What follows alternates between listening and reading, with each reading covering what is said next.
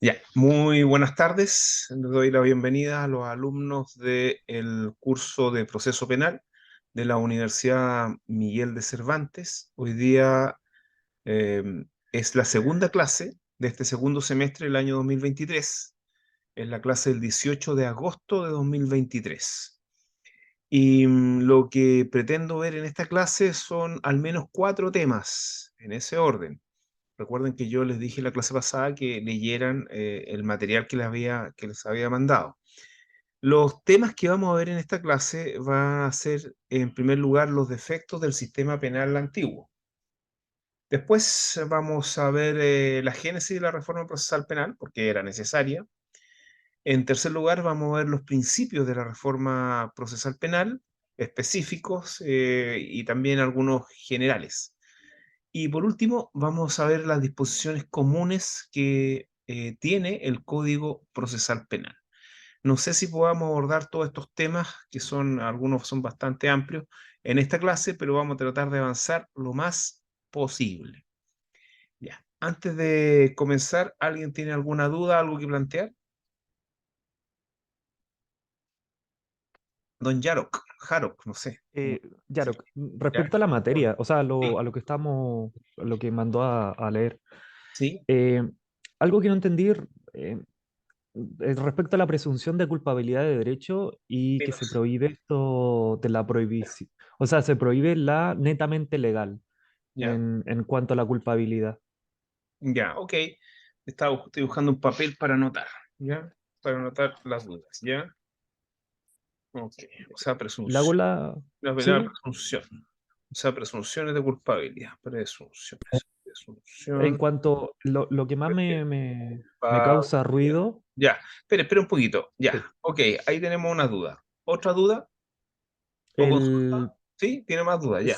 Sí, sí. A ver. Respecto a este principio acusatorio, que Ya. no cabe Julio. condena por hechos distintos a los reflejados en la acusación. Eh, no, En cuanto a que, eso es el principio de congruencia. o sea, ahí yo lo saqué A ver. lo habré escrito mal tal vez. A ver A cómo ver. es.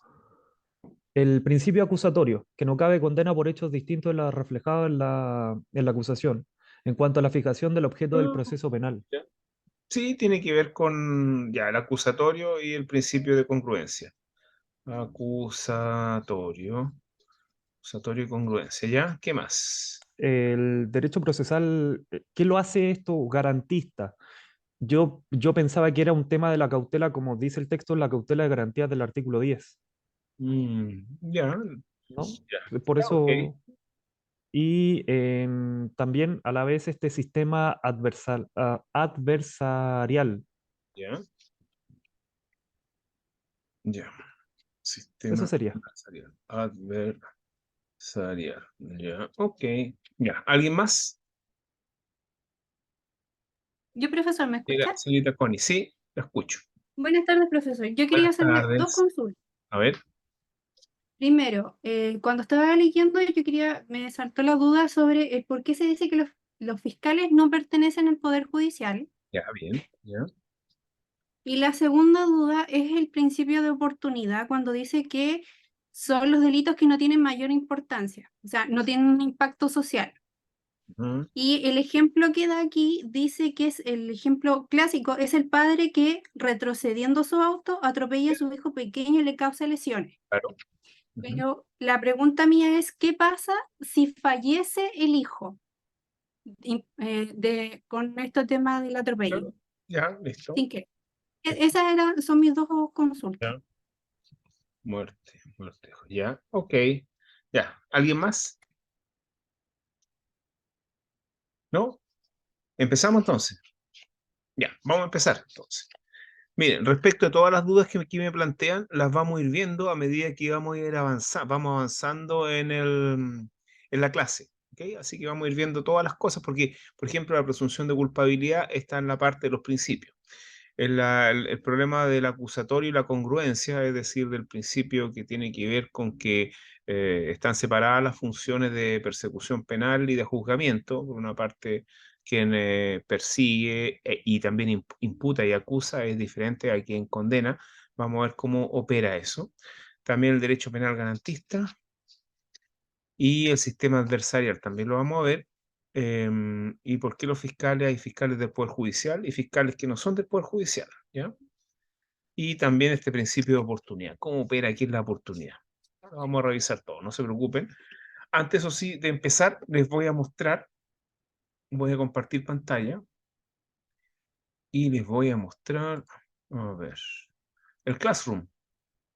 Ahí está el Classroom. Agregué un nuevo documento al Classroom, que es lo que yo ya le había dicho, que es el rol del querellante en el proceso penal, que es un material que también tiene que ver con esto del sistema adversarial, ¿no? ¿Ya? Para que también es parte integrante del curso, para que lo revisen.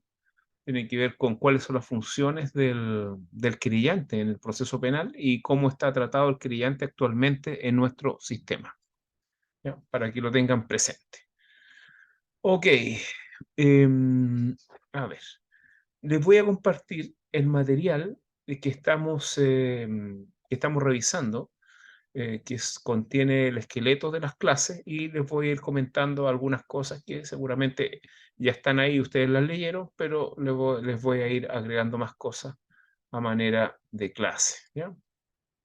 Entonces, ahí estamos viendo los defectos del sistema penal antiguo, que sería la página, me parece, la página 10 del material de clases, ¿ya? Entonces, en cuanto a los defectos, a ver, a ver. Lo primero, el primer defecto que tenía el sistema penal antiguo, que resulta ser evidente el problema que generaba al momento de que el juez lograra la convicción, era la unificación de las funciones entre la investigación, la acusación y el juzgamiento. ¿Qué significaba esto? Significaba que existía un mismo juez que instruía el sumario, es decir, investigaba los hechos. Una vez investigados los hechos, se conformaba una convicción respecto de la existencia del delito y también respecto de la participación del imputado, que posteriormente era procesado, y una vez que se terminaba el sumario y empezaba el proceso penal propiamente tal, que era la etapa de plenario, el juez ya tenía absoluta convicción casi de la culpabilidad de este imputado que había sido procesado, introducido al sistema penal, al proceso penal mediante el autoprocesamiento y posteriormente era juzgado y era muy difícil obtener una sentencia absolutoria por las razones que dijimos en la clase pasada, que tenían que ver principalmente con como aparece ahí, con la contaminación que tenía el juez penal, el juez del crimen, con la investigación que había realizado y también por los defectos que existía en el proceso penal propiamente tal, en cuanto los tiempos eran muy acotados para desvirtuar todo lo que el juez penal había logrado acreditar durante el sumario. Y resulta aquí comprometido principalmente y de forma evidente y manifiesta el principio de imparcialidad, porque quien investigó era el mismo que resulta que debe juzgar. Y es muy difícil que una persona encuentre mal su trabajo, porque cuando el juez del crimen procesaba y posteriormente acusaba, descartaba todas las hipótesis de absolución, etc. Entonces, ese era un problema bastante grave, el principal problema del sistema penal antiguo. ¿Alguna duda respecto a esto? ¿Que algo dijimos en la clase pasada? No. Sigamos entonces. La absoluta escrituración. Dígame, don Yarok. Eh, Quería saber, y ya que estamos hablando tipo como de estos principios y todo eso, en el sistema antiguo también, o sea, se regía de la misma forma que actualmente en cuanto a que y que claramente está ligado con el derecho penal, en que lo importante es el hecho delictivo y no la persona. Es un derecho de acto y no de persona. De- ¿Sí? A ver. ¿Se comprende? No, no tanto, pero yo entiendo que lo que usted quiere decir que lo importante es el hecho y no la persona. Claro. Ya, ¿y de dónde sacó eso? O sea, es que eso en el derecho penal se distinguía en que era un derecho de personas, o sea, de actos y no de personas, respecto a lo importante es el hecho delictivo que se realiza, el acto delictivo. A ver, ¿qué puedo decirle yo al respecto? Yo puedo decirle desde el punto de vista procesal, es al revés, po. Lo más importante y yo también diría que sin pasar a llevar a ningún penalista, pero eh, es evidente que por lo menos en Occidente, lo más importante respecto del derecho penal es la persona. De hecho, ustedes saben que no importa el delito que se cometa, lo importante es la libertad que se tiene al momento de cometerlo. Y después incluso la libertad o la posibilidad de defensa que se tiene luego de estar siendo, digamos, procesado por la justicia criminal. Ustedes saben que si una persona no es libre al momento de tomar una decisión porque está enajenado o porque incluso su voluntad se vio alterada por algún factor anexo, o se excluye la culpabilidad o se excluye o se disminuye aquella. Entonces, por lo menos en Occidente, es importante la persona en cuanto a que el acto es libre. ¿Mm? Eso tiene que darle Una, absolutamente y claro. ¿Ya? en relación con esto, me acuerdo de alguna clase que, no me acuerdo con qué profesor de penal, que comentaba que al momento, desde una mirada procesal, al momento de juzgar, el juez no revisa, digamos, los antecedentes hasta que ya toma la decisión de, digamos, de la pena, por ejemplo. No tiene conocimiento anterior, claramente, tal vez para una mirada de aumento o, ¿cómo se le llama de forma penal? Agravar la sanción por haber hecho conductas anteriores, delictivas. Tal vez ahí sí tenía una repercusión jurídica, pero anteriormente a ese momento de juzgar, no tenían conocimiento de los hechos que había realizado la A ver, persona. a ver si lo entiendo. Hay dos cosas. Lo primero es si se toma en cuenta la conducta anterior del imputado al momento de cometer el delito. Bueno, por lo menos aquí en Chile sí, se toma en cuenta porque ustedes saben que la condena anteriores puede ser un antecedente importante al momento de decidir las medidas cautelares, específicamente la prisión preventiva, y también es un elemento importante para determinar las agravantes que se pueden aplicar respecto de la pena en definitiva. Así que por una parte, sí es importante la conducta anterior, incluso la conducta refractaria anterior, que puede significar prisión preventiva. Y por otro lado, lo que usted quizás quiere manifestar es que efectivamente el ideal para no comprometer la imparcialidad del juzgador, del juez, del tribunal, es que el tribunal no conozca nada respecto, respecto ni del imputado ni respecto de los hechos que están siendo juzgados, sino solamente conozca todos los antecedentes a través del juicio oral. ¿No? Eso es para que el tribunal no resulte contaminado con actuaciones que hayan sido realizadas con anterioridad. Incluso eso se puede manifestar a través de implicancias que se puedan dar respecto de la integración de los tribunales orales en lo penal cuando son integrados a veces, por jueces de garantía que cumplen, que reemplazan a un juez de un tribunal oral en lo penal y que ha revisado a lo mejor muchas veces la prisión preventiva de este imputado. Entonces, él ya está prejuzgado, ya ha conocido digamos, del proceso, ha conocido los hechos a través de otros mecanismos. Entonces, en cierta medida, ese juez estaría contaminado. Es resulta contaminado al juez penal en el sistema antiguo. ¿Ya? Eso, espero que le haya respondido. Ya. Gracias, gracias. Avancemos respecto de la absoluta escrituración. El problema con la absoluta escrituración, como aparece ahí, es el frágil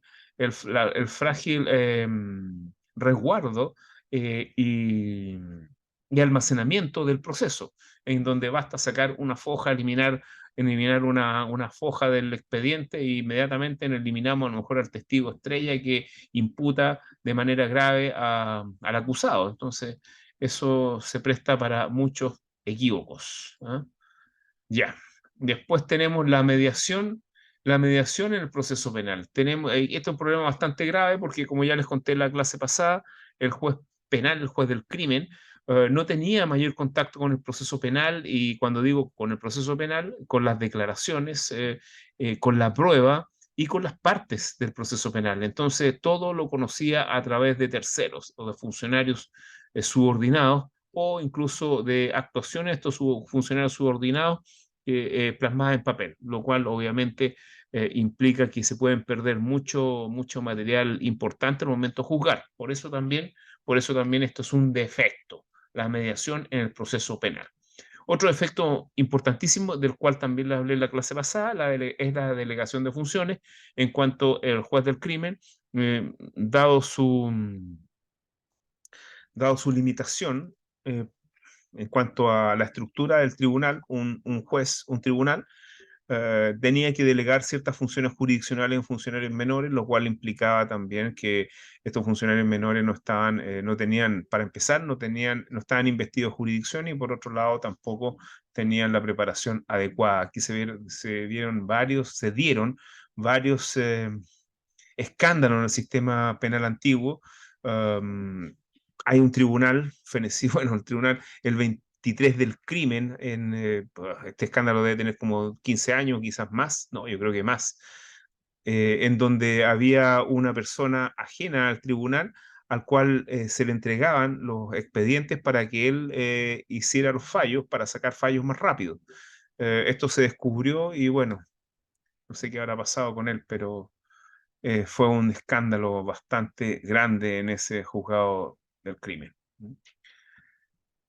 Ya, bueno, actualmente incluso es tan grave esta situación de la delegación de funciones que el artículo 35 del Código Procesal Penal se refiere a la delegación de funciones y la menciona prohibiéndolas y castigándolo con nulidad procesal.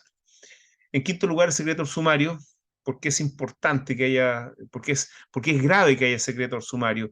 Es grave porque limita las posibilidades de defensa, porque se da una situación kafkiana, es decir, una situación como describió el escritor Franz Kafka en el libro El Proceso, que espero que hayan leído o visto la película por lo menos, en donde tenemos una persona que está siendo imputada, que va a actuaciones del juicio, pero que no sabe de qué se le imputa y no sabe tampoco cómo se defiende, no sabe qué se está haciendo para ser defendida. Entonces, esa era la situación que se producía en el sumario, que como había secreto el sumario, el imputado no sabía de qué se le imputaba, no sabía los hechos, no sabía qué elementos probatorios había en su contra, y con eh, la gravedad tan capital que, que implicaba que al final los imputados en el sistema antiguo eran condenados con la prueba recogida en el sumario, y en ese sumario no tuvo la posibilidad de contradecir a nadie ni aportar prueba, digamos, informada. Entonces se da un problema bastante grande con el secreto del sumario, eso sin contar con la corrupción que se podía producir frente a este secreto y a la filtración de estos secretos respecto a las partes. Ya. ¿Y alguien me está diciendo algo? ¿Pero cuándo se le formalizaba? No, la formalización no es un acto en el proceso penal antiguo. Ahí ya vamos a hablar de la formalización, no se preocupen. Y si ustedes quieren ver lo que es la formalización, pueden avanzar en el material y pueden ver cómo lo que es la formalización. Incluso pueden revisar las clases en YouTube que hice el año pasado, y ahí pueden ver también qué es lo que es la formalización si quieren ir avanzando en materia. Ya, otro efecto bastante grande, y este sería el antepenúltimo, es la falta de defensa letrada. Ya les dije que en el sistema antiguo quien no podía pagar un abogado tenía que ser defendido por em, instituciones casi de beneficencia, como era la Corporación de Asistencia Judicial y también ciertas fundaciones en las cuales La mayoría no estaba servida por abogados, sino que por postulantes a la profesión de abogado, es decir, no eran ni siquiera abogados quienes los defendían. Y existía tal nivel de atraso y de tal nivel de falta de servicio de defensa, que muchas veces las personas, los imputados que ya eran procesados, tenían que tener un cierto tiempo privados de libertad, estando en prisión preventiva recién para que se le asignara un postulante de la corporación. Entonces era algo realmente dramático. Y respecto de aquellos imputados que no estaban privados de libertad, la defensa realmente era formal, porque ¿qué se hacía? Lo que se hacía era eh, solamente presentar un escrito contestando la acusación, y con eso el postulante era casi liberado de su actuación, no hacía nada más. Lo mismo que pasaba con los abogados del turno, eh, que es una institución que todavía existe, que incluso hay unos fallos del Tribunal Constitucional en donde se deroga ese artículo, el artículo que obliga a los abogados, cuando son parte del turno, a prestar sus servicios de manera gratuita. Pueden ver un artículo al respecto en mi página web, aparece el abogado de turno en la actualidad, me parece.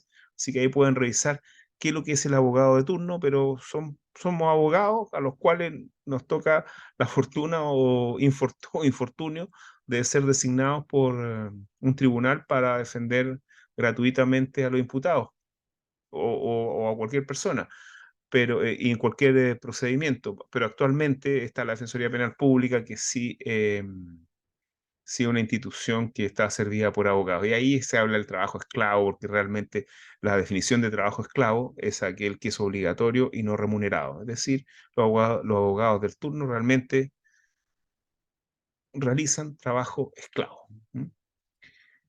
Ya, alguien levantó la mano. Sí, profesor, solo una Sí, consulta.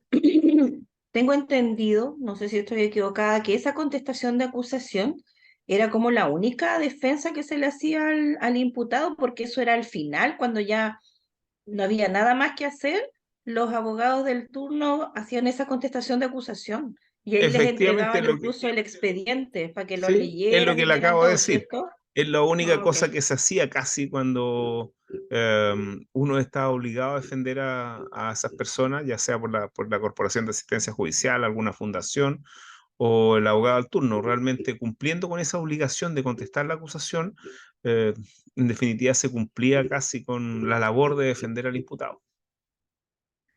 Ya, otro problema es la estructura del juzgado del crimen. La estructura del juzgado del crimen realmente era bastante arcaica. Era una estructura que no era una estructura idónea para juzgar delitos, y una estructura que es muy similar a la justicia civil actualmente. Como ya les dije, la reforma procesal penal vino a cambiar el paradigma en cuanto a la estructura de tribunales. Actualmente todos los tribunales reformados tienen más o menos la estructura que tienen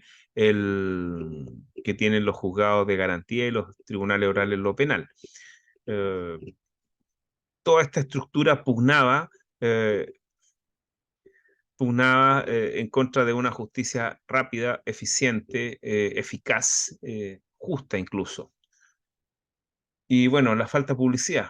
Por último, la falta de publicidad, sobre todo en el sumario, porque en el plenario también en cierta medida había falta de publicidad, porque si bien era público para las partes, no era público para el resto de la población. Entonces, la justicia del crimen resultaba ser oscura, resultaba ser no conocida por la gente, no conocido cómo se llegaba a ella, cómo se llegaba al resultado de condena o absolución.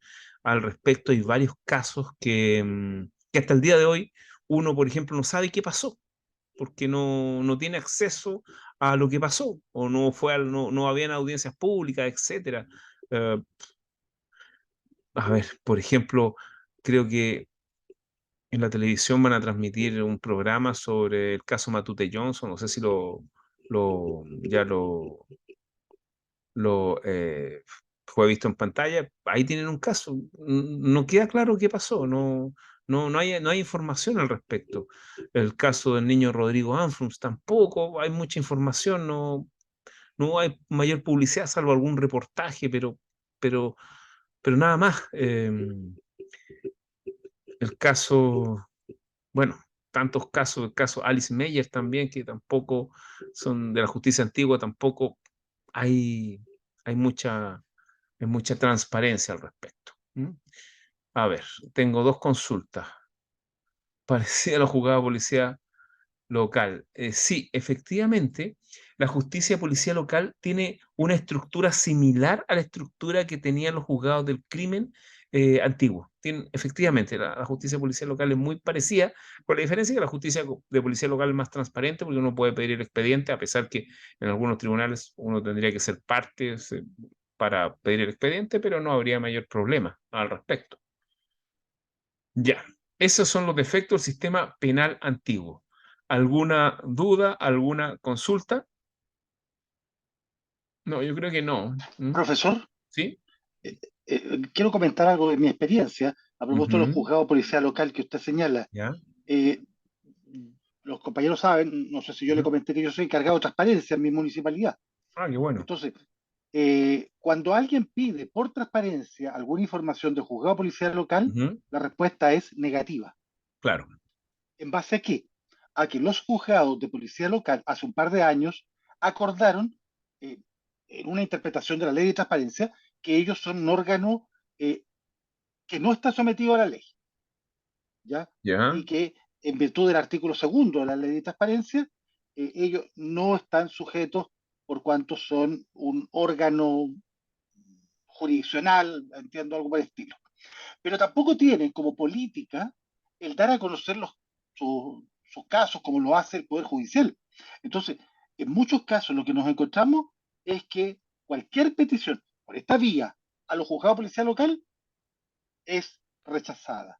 Y Sí, lamentablemente el Consejo de sí, Transparencia ha resuelto en su jurisprudencia en este mismo sentido.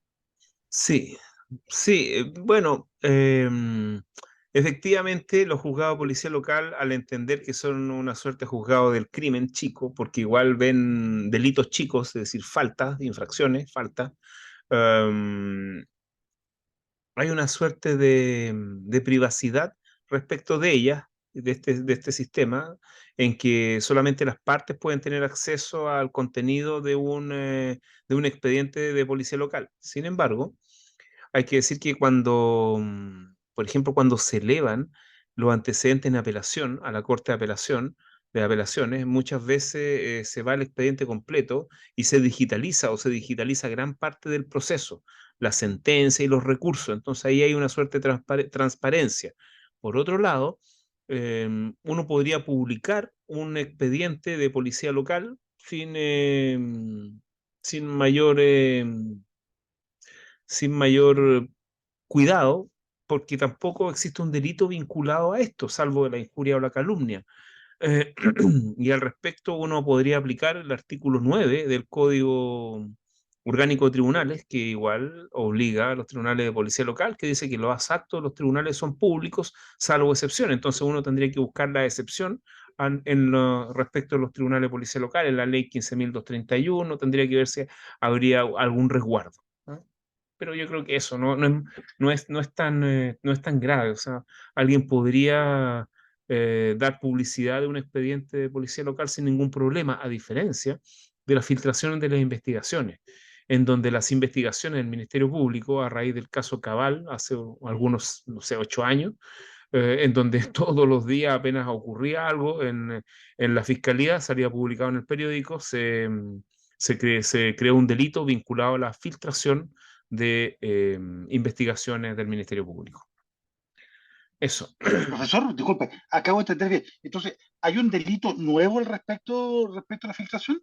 Sí, pues sí, se creó hace como Ah, 8 años ok. ese delito, pero son Ah, ya. filtraciones respecto de investigaciones pendientes, Perfecto. investigación ante el Ministerio Público, uno no puede filtrarlas, Ok. ¿ya? Y hay otro delito vinculado también a ese que anterior, que es la obstrucción a la justicia. Si usted muchas Ujú. veces filtra información del Ministerio Público, podría estar obstruyendo la justicia, no Que es solamente lo por que ha ocurrido esta en información. algunos de estos casos. Ujú. Sí, Ok. podría ser. Es, Podría ser, porque si yo filtro información y hay testigos ahí que van a ir a declarar y después no declaran porque son amenazados, ahí obviamente se está obstruyendo la justicia. ¿Mm? Bueno, vamos a empezar a revisar la página 11, que es la génesis. ¿Por qué existe? ¿Por qué hubo que reformar el Código Procesal Penal y hubo que reformar todo el sistema procesal penal? ¿Cuál fue la razón? Bueno, en general, la razón de las reformas procesales es el colapso. Muchas veces el colapso de la justicia, por una parte. Yo puedo decir que la justicia penal a fines de los 90 o a mediados de los 90 ya estaba colapsada, era terrible cómo los procesos no avanzaban, cómo los procesos sí avanzaban con calidades de resoluciones judiciales bastante con calidades deficientes, cómo realmente el proceso penal, si es que no había una defensa activa, realmente significaba un abuso para quien estaba siendo imputado o procesado por parte del Estado. El sistema, en definitiva, era un sistema arcaico en todo aspecto, no solamente en el aspecto material, podríamos decir, de funcionamiento, sino en el aspecto de principio. O sea, es esto de que cada vez que alguien sea procesado, es decir, introducido al sistema procesal penal y el delito por el cual se le procesaba merecía pena corporal, es decir, una pena de reclusión, debía dictarse prisión preventiva, es realmente una cuestión realmente muy fuerte y podemos decir bastante poco equitativa o algo que realmente no se sostenía. Por otra parte, otro de los aspectos, bueno, la justicia penal a mediados de los 90 no daba para más realmente, no estaba total y absolutamente colapsada por todas partes. Incluso también podían ver gérmenes de corrupción y, y también, por otra parte, Chile también se incorporó al mundo y el mundo no, el mundo occidental por lo menos, en el mundo occidental esta justicia había sido ya terminada a fines del siglo XIX. Entonces estamos hablando de un atraso de más de 100 años en de nuestro sistema procesal penal. De hecho, yo les voy a pedir que lean el proyecto que se mandó al Congreso en ese tiempo de Código de Procedimiento Penal, donde en el mismo proyecto aparece que ya este código que se está mandando para su aprobación, que empezó a regir en 1907, ya era arcaico para el tiempo en que había sido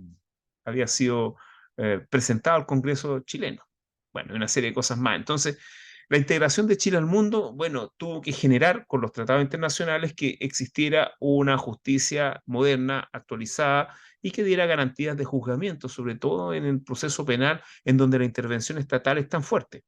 Entonces, todo eso llevó a que se creara la reforma procesal penal, que actualmente es nuestro sistema procesal penal. ¿Y qué hubo que hacer? Hubo que hacer muchas cosas. Entre ellas, las cosas más importantes, hubo que modificar la constitución política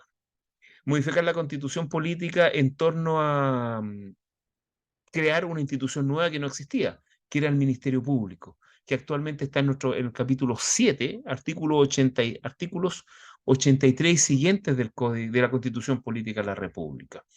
Donde se crean, ahí aparecen el fiscal nacional, los fiscales regionales, la duración, el nombramiento, es decir, las calidades que tienen que ser para ser nombrados. Paralelamente hubo que crear una ley orgánica del Ministerio Público, que es la 19.640, donde se regula toda esta institución del Ministerio Público. Hubo también que cambiar el Código Orgánico de Tribunales creando estos nuevos jueces y estos nuevos tribunales, el juzgado de garantía y el juzgado el tribunal oral en lo penal. También hubo que crear una defensoría real para los imputados, en este caso la Defensoría Penal Pública, creada por la ley de la Defensoría Penal Pública. Se establecieron también principios muy importantes, entre ellos el más importante, el principio de inocencia, que no está establecido por lo menos de manera categórica en nuestro sistema. Solamente había un principio, solamente había una prohibición de establecer presunciones de culpabilidad de derechos. Esa era la única prohibición que existía en nuestra Constitución, pero no había un principio de inocencia, lo cual es esencial para el juzgamiento penal. Si no hay principio de inocencia, realmente el sistema procesal penal es un sistema procesal penal que podríamos decir que es totalmente inicuo. Si es que al imputado no se le presume inocente, realmente no estamos en condiciones de, yo creo que el Estado no está legitimado para imponerle una condena penal.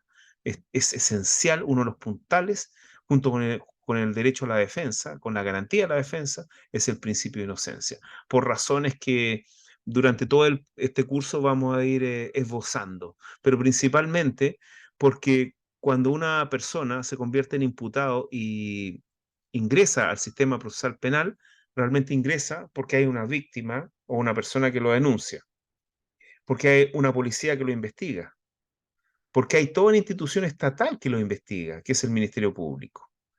Entonces, y porque también existen prejuicios respecto a toda la sociedad cuando una persona está siendo ingresada al sistema procesal penal, ingresa al sistema procesal penal. Entonces, si tenemos al juez prejuzgado y que, y que, y que no tenga, y que no tenga este deber de respetar la inocencia hasta que no haya condena, realmente tenemos un sistema que operaría más bien en base a los prejuicios de las personas, y en este caso del juzgador, del juez, que es la persona que debe ser totalmente imparcial, y el prejuicio compromete esencialmente la imparcialidad de cualquier juzgador. Entonces, esencial el principio a esta altura de inocencia.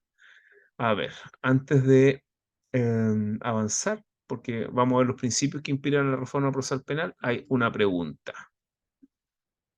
A ver, si caías detenido. Ya, bueno, aquí hay una persona que pregunta por estas cosas que pasaban antes. Y por último, también se creó, me parece que era una ley, tenía un número bien especial, pero se llamaba la Ley Adecuatoria a la Reforma Procesal Penal.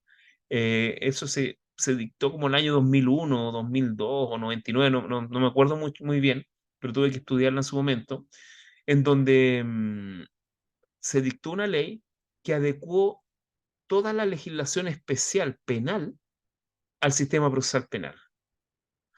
Porque existían muchas disposiciones penales que eran contradictorias, en leyes dispersas, penales, que eran contradictorias al sistema, como por ejemplo la ley de alcoholes y vinagres, que no me acuerdo, era 17.000 algo, no me acuerdo el número, pero esa ley establecía varios tipos penales que tenían que ver con el manejo en estado de ebriedad, que eso está vinculado a lo que me preguntaron recién, en donde había una anticipación de, podríamos decir, de punibilidad, en donde una persona cometía el delito de conducir en estado de ebriedad, no solamente conduciendo, sino que aprestándose a conducir. Eso significaba que si una persona ebria estaba durmiendo en el asiento trasero de su vehículo, era condenado por el delito. Porque se podía entender que se aprestaba a conducir cuando el delito era conducir. Si una persona, por ejemplo, estaba orinando al costado de su vehículo, también se entendía que cometía el delito de manejo en estado de ebriedad. Y eso, obviamente, en un estado moderno, que, que lo que tiene que juzgar son los actos, los hechos, y no el pensamiento. Como dicen los penalistas, el pensamiento no delinque, pero hasta la ley adecuatoria a la reforma procesal penal, el pensamiento sí delinquía respecto del manejo en estado de ebriedad. ¿No?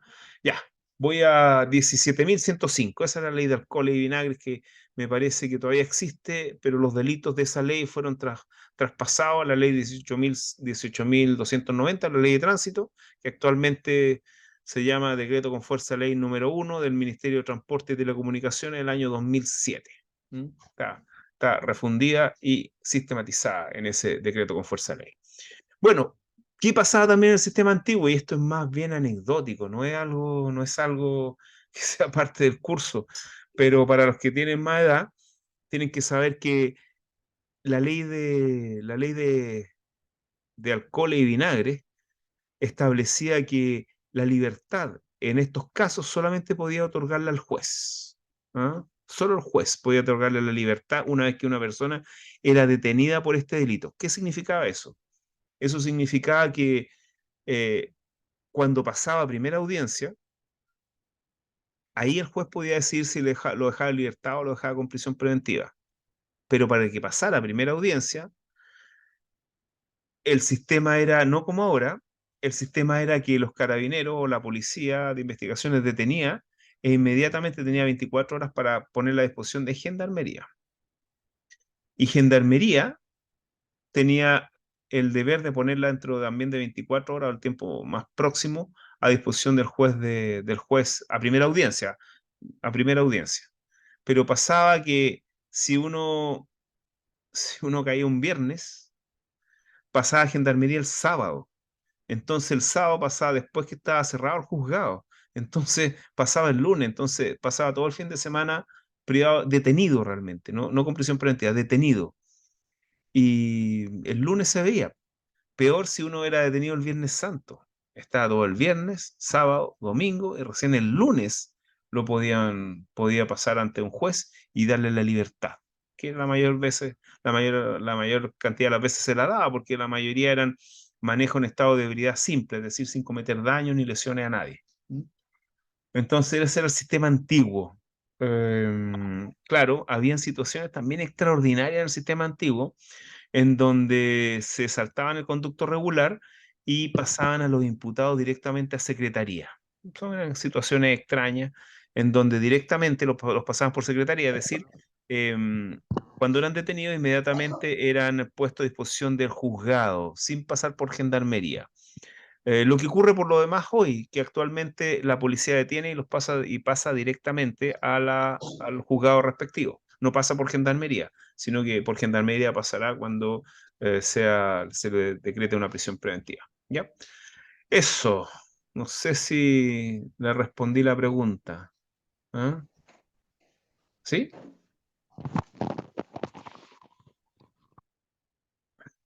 Ya, sigamos entonces. Bueno, vamos a los principios. Vamos a revisar los principios que fueron mencionados acá en el material, que serían estos principios. Esos principios, que son varios principios que están agrupados. Yo los agrupé en 5 grandes grupos, que serían primero los principios orgánicos, después los principios de protección, después vienen los principios de la eficaz administración de los recursos, los principios procedimentales, los principios de la justicia consensuada. Esos serían los 5 grupos que vamos a revisar, y seguramente vamos a revisar también los principios que establece el Código Procesal Penal al iniciar el código. Bueno, entonces vamos a empezar con los principios. Y ahí vamos a ir contestando las preguntas que me hicieron. Ya, vamos por el principio orgánico. ¿Qué es esto de los principios orgánicos? Los principios orgánicos tienen que ver con los órganos que van a realizar el juzgamiento y la persecución penal. Primer principio, el principio de ejercicio exclusivo de la persecución penal. Eh, En Chile, actualmente, la persecución penal es realizada por el Estado, porque se supone, como se ha dicho, que la relación procesal que se realiza en el proceso penal es entre el imputado y el Estado, ¿m? Teniendo una participación menor la víctima, lo cual creo que no corresponde, pero así está el sistema. Em, Eso significa que ya desde el artículo 83 de la Constitución vemos que una de las funciones esencial también del Ministerio Público es el ejercicio de la acción penal pública y también la dirección exclusiva de la investigación. ¿Qué significa esto? Significa que por una parte, el Ministerio Público es el que dirige exclusivamente la investigación oficial. La investigación oficial va a ser la que le sirva al Ministerio Público para convencerse de que puede llevar a juicio a un imputado. Ahora, ¿cuál es la labor de los privados, o la labor de la víctima en este caso, o incluso la labor de la defensa? Es allegar antecedentes o solicitar diligencia al Ministerio Público para que sean practicadas, ya sea para esclarecer los hechos en beneficio del imputado o para esclarecerlo en beneficio de la víctima o de la acusación, digamos, de la imputación, digamos, porque todavía no estamos hablando en materia técnica de lo que es una acusación. Entonces, si bien las investigaciones privadas no están prohibidas, la única investigación que vale es la investigación que realiza el Ministerio Público, y lo que hacen los intervinientes es más que nada allegar esos antecedentes al Ministerio Público para convertir esta investigación privada en investigación oficial. Esto es muy importante respecto de ciertos tipos de delitos donde la víctima eh, se convierte en el eje, se convierte en el kit o en la llave maestra o en la clave del proceso penal en ciertos casos, como son el caso de violencia intrafamiliar o violencia doméstica, y también en los casos muchas veces de estafa. En los casos de estafa también la víctima tiene mucho que decir y tiene mucha prueba que allegar. Bueno, esa es la dirección exclusiva de la investigación. ¿Qué significa esta dirección exclusiva? Que el Ministerio Público también le va a dar órdenes a ciertas instituciones del Estado, en especial las instituciones policiales y también estos laboratorios del Estado que dependen de las universidades del Estado, o estos laboratorios específicos que son servicios, como sería el servicio médico legal. Bueno, bueno, también tenemos el ejercicio de la acción pública, la acción penal pública. Eso significa que el Ministerio Público también puede decir cuándo iniciar la persecución de una persona, cuándo iniciar sin requerimiento de nadie una investigación para imputar a una persona y posteriormente llevarla a juicio. Esto pasa muchas veces en Chile, en especial con los casos de alto revuelo que salen en la televisión o en ciertos reportajes de los diarios. Han habido casos emblemáticos en donde el Ministerio Público ha abierto investigaciones sin que haya querellante, sin que haya denunciante, porque llegó a su conocimiento un hecho que reviste carácter de delito, como por ejemplo, los casos de acoso, bueno, realmente abuso sexual cometidos por ciertos directores que salieron en un reportaje y, y en ese momento se inició la persecución de ellos. ¿Mm? Eso, algunas de las situaciones. Bueno, el principio de oficialidad, por otra parte también. Bueno, el principio de oficialidad implica que el Ministerio Público puede actuar sin requerimiento de parte respecto de los delitos de acción penal pública a seca. Eh, Hay ciertos delitos de acción penal pública previa instancia particular donde el Ministerio Público no va a actuar si es que al menos no hay una denuncia por parte de la víctima, ¿no? Pero una vez que se hace la denuncia, ya el Ministerio Público, aunque se retire la denuncia, puede seguir adelante. ¿Mm? Bueno, ahí describimos lo que es esto en el material, pero es bueno ir avanzando. Respecto a la acción penal privada, ustedes saben, la injuria, calumnia, ciertos delitos vinculados a la ley de cheque, eh, necesitan un acusador particular, digamos, sí, un acusador particular que es el querellante. Necesita querellante y el Ministerio Público no participa de esto. Ya. También están las acciones penales monopólicas, en donde el Estado es dueño de la acción penal, por ejemplo, en el Código Tributario, ciertos delitos tributarios que tiene que presentar al menos una denuncia nominada para que pueda imputar el Ministerio Público, y también en la ley de defensa de esta ley del Consejo de Defensa del Estado, en donde eh, la ley de defensa del Estado, en donde se presenta una querella por parte del Ministerio del Interior, el Ministerio del Interior es dueño de retirarla, y si la retira, se deja de perseguir a estos imputados, ¿no? Ya. Claro, ya. Bueno, también vinculados a estos principios orgánicos están los principios vinculados a los jueces que tienen que servir a la reforma procesal penal. Ahí tenemos el principio del juez natural, que lo que quiere decir esto es que solamente puede juzgar penalmente, en Chile por lo menos, solamente un juez con competencia penal, nadie más. Y en Chile tienen competencia penal los jueces de garantía y el Tribunal Oral en lo Penal. Eso fundamentalmente por esta garantía del debido proceso y también esta garantía que es parte del debido proceso de que una persona tiene que ser juzgada por un tribunal establecido con anterioridad a los hechos, ¿no? Y no por comisiones especiales. Bueno, Em, ya. Y el principio acusatorio, que es un principio orgánico vinculado al desarrollo al impulso y al desarrollo del proceso penal, en donde ya les dije que las funciones de acusación, es decir, la función de recopilación de antecedentes y posteriormente de envío a la justicia criminal y sostenimiento de la acción penal y pretensión penal tiene que ser hecha por un ente diferente al que juzga. En este caso, el ente va a ser o un querellante particular o el Ministerio Público o ambos. Y los juzgados, ya sea el juzgado de garantía o el tribunal lo penal, oral lo penal, lo único que tienen que hacer es fallar. Es decir, sentenciar, es decir, conocer, fallar y cumplir, ¿no? Ejercer jurisdicción. Consecuencias del principio acusatorio, porque este principio acusatorio implica que los jueces no pueden actuar si no son requeridos, porque ellos no realizan función persecutoria.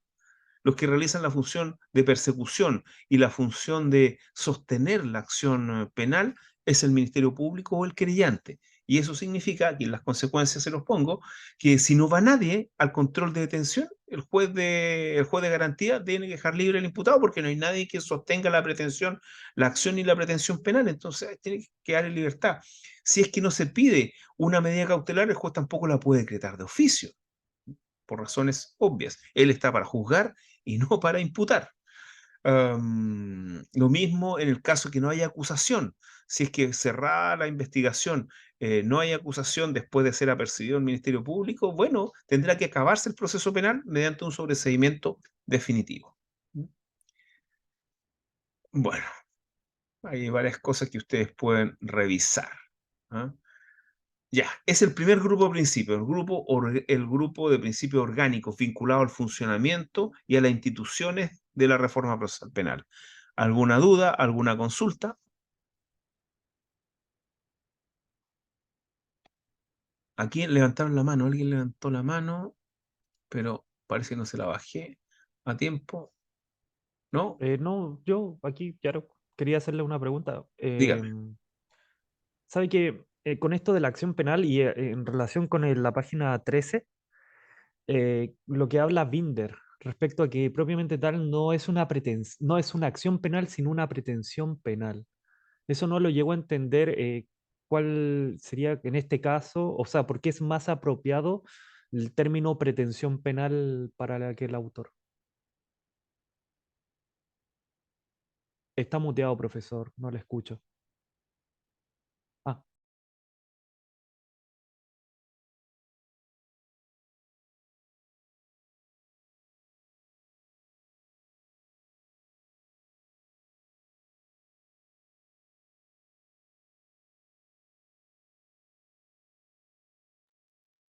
profesor está muteado. Y aparte, a todo Perdón. esto, Sí. Ahí el está el tema profesor. de nivel de víctima, Ah. eso no entiendo ni siquiera qué nivel de víctima que habla. Disculpe. Bueno, lo que ocurre es que el Ministerio Público no solamente ejerce la acción procesal. La acción es este derecho para que se abra un proceso, este derecho para que, en este caso, se abra una investigación, un procedimiento, para que se empiece a recabar antecedentes en torno a un delito, no solamente en torno al delito, sino a quien lo ha cometido, a los partícipes. Entonces, el Ministerio Público no solamente ejerce la acción, el Ministerio Público ejerce muchas veces la acción y la pretensión. y a veces el Ministerio Público solamente ejerce la pretensión. Cuando hablamos de la pretensión procesal, estamos hablando de, del contenido o de este derecho a, a llevar ante la justicia, en este caso, a un imputado para que sea juzgado y en sostener y hacer una petición concreta de pena y de calificación de delito y aportar pruebas. Esa es la pretensión, la petición de condena determinada. Entonces el Ministerio Público en, en mayor medida, o lo que hace siempre, que obviamente ejerce la pretensión penal, es llevar a juicio a un imputado. En cambio, la acción puede ejercerla no solamente el Ministerio Público, sino que la puede ejercer un denunciante, la puede ejercer el querellante. Pero propiamente tal, lo que hace el Ministerio Público es ejercer la pretensión penal. Esa es ese es digamos, una de las funciones más importantes del Ministerio Público. ¿Ya? Alguien más levantó la mano.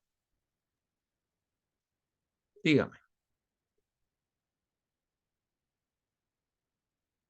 Bajar la mano. ¿Ya? ¿Quién pueden hablar? ¿Ya? ¿No? No se escucha nada.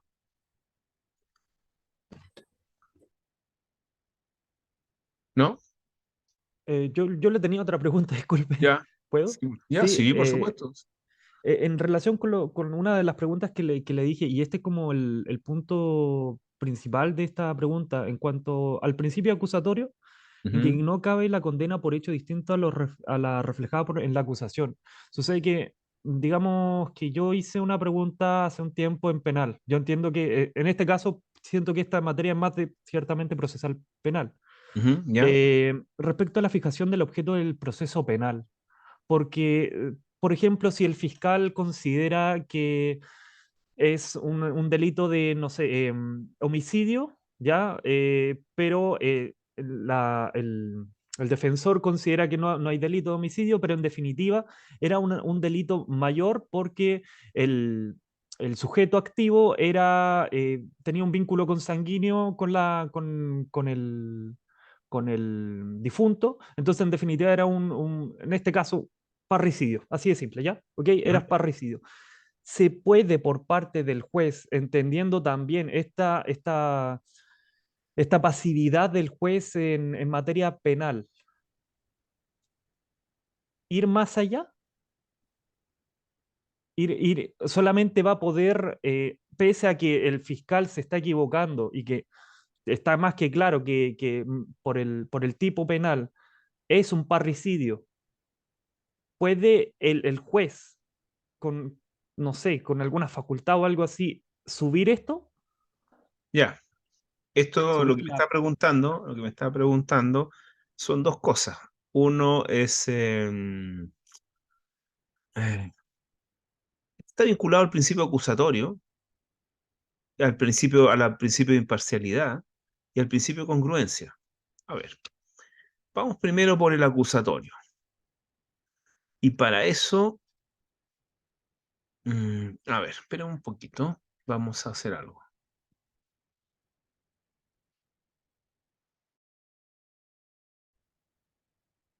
Entonces yo les dije que había que revisar tres cosas. El acusatorio, principio acusatorio, el principio de imparcialidad del juzgador y el principio de congruencia a este respecto.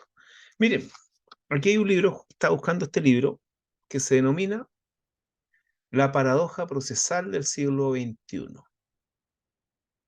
que es una charla que dio un destacado jurista español que se llama Juan Montero Aroca, como ustedes lo pueden ver ahí. Y es lo que plantea acá, en esta, que incluso yo se los voy a mandar como texto. Un texto bien interesante. Él plantea lo siguiente, incluso lo tengo hasta glosado este libro, una cartilla casi. Así que a ver, tengo alguna anotación acá. No. Mire, plantea una cosa bien interesante, vinculado a esto. Y como les dije, esto está vinculado primero al acusatorio. ¿Qué significa el principio acusatorio? Que las funciones, como ya les dije, están separadas, están totalmente separadas. Es decir, quien tiene que perseguir los delitos, perseguirlos, eh, imputar, acusar, llevar a juicio, aportar pruebas, empujar la acusación, el carro de la acusación, el Ministerio Público, que es un órgano estatal separado, en Chile por lo menos, como organización e independiente del Poder Judicial. Eso como primera cosa. Y quien juzga es quien tiene que juzgar en definitiva. ¿Y quién tiene que juzgar? Tribunal, el juez. No puede hacer nada más que juzgar. Si hace otra cosa más que juzgar, incurre en toda esa actividad, es una actividad nula, porque es incompetente. Incluso es un principio constitucional que los órganos del Estado actúan dentro de su investidura y sus funciones, y toda acción fuera de su competencia es nulo y nulo de derecho público. Bueno, resulta que en el siglo XXI se ha defendido este principio acusatorio y para impedir cualquier compromiso de la imparcialidad del juzgador, el juzgador solamente tiene que hacer lo que las partes le digan que haga, o mejor dicho, que resuelva. Solamente resuelven. ¿Por qué? Porque cada vez que actúan de oficio, como usted está diciendo, ¿qué está haciendo? Está subvencionando a la otra parte. Está subvencionando a alguna de las partes. Y cuando la subvenciona, se convierte en parte. Compromete su imparcialidad. Yo siempre lo planteo que es como que estuviéramos jugando un partido de fútbol y viene un centro, pero precioso, precioso, para invocarlo con una chilenita o una palomita. Es lo mismo que si el árbitro le pegara una volea o lo empujara de palomita o una chilena y metiera el gol, para no perder ese tremendo centro. ¿Lo encuentran justo? ¿Encuentran que una persona que está juzgando tenga que estar de parte de uno de los intervinientes? Parece que no. Parece que no hay una garantía de debido proceso en ese sentido. ¿O no? Ahora, eso pasa a la justicia penal por el principio acusatorio. Pero la justicia civil, que hasta el siglo XIX, siglo XX y mediados del siglo XX, el juez civil hacía lo mismo que el juez penal actualmente. Es decir, resolvía solamente cuando las partes le presentaban cosas para resolver, para actuar, y no comprometía su actuación o no subvencionaba a ninguna de las dos partes. ¿Ok? Entonces, ¿qué ha pasado en el siglo XXI? Pasa que en materia penal, el juez se ha convertido en una persona, en una entidad absolutamente, podríamos decir, que funciona frente a requerimientos de las partes. Porque eso tiene que ser, porque hacer otra cosa sería ser parcial, ayudar a alguna de las partes. En cambio, el juez civil, con estos, con esta modernidad, con estos cambios que ha habido en la vida, en que muchas veces hay ciertos litigantes que tienen un poder excesivo, que entraban los procesos, lo entraban no solamente haciendo cosas, sino no haciendo nada, porque ellos tienen toda la información. Y en ese caso se ha dado las facultades a los jueces a través de, por ejemplo, esta institución de las cargas procesales dinámicas, de decirles, ¿sabe, señor litigante demandado? Usted es el retail, usted es un banco, usted tiene todo, su actividad está respaldada y está sometida a ciertos parámetros y usted tiene toda la información. Entonces, ¿sabe? Si usted no allega toda la información, yo voy a cambiar la carga de la prueba y se la voy a entregar a usted. Es decir, si usted no hace nada, a usted lo voy a condenar, a pesar que es el demandado, y yo lo puedo hacer como juez. Entonces, el juez tiene ciertos poderes de actuación de oficio donde altera ciertos, pues en este caso, la carga de la prueba.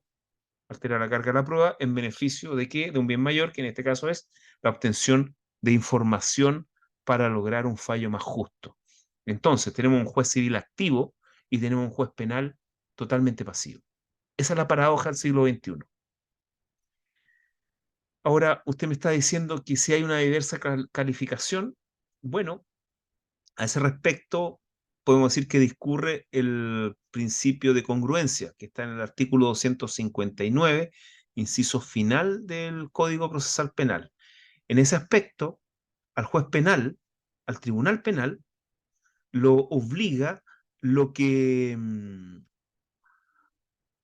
los hechos, que es el marco material que se encuentra en la acusación. Lo obliga. No puede cambiar los hechos. Nadie puede cambiar los hechos. Esos son los hechos que tienen que ser juzgados. Ahora, si es que hay que cambiar la acusación, la acusación en cuanto a la calificación jurídica, los jueces del Tribunal Oral en lo Penal lo pueden hacer en cualquier momento del juicio oral, que se den cuenta que la calificación jurídica va por otro lado. Pero en ese caso, tienen que, durante el juicio, tienen que advertirles a las partes que ellos, que también hagan sus alegatos o sus alegatos, sus defensas o ataques, eh, conforme a esta otra calificación jurídica. ¿Bien? Es decir, el principio de congruencia que está esbozado en ese artículo, en ese inciso, indica que el contenido, que el juez en su sentencia no puede exceder el contenido de hechos de la acusación. ¿Mm?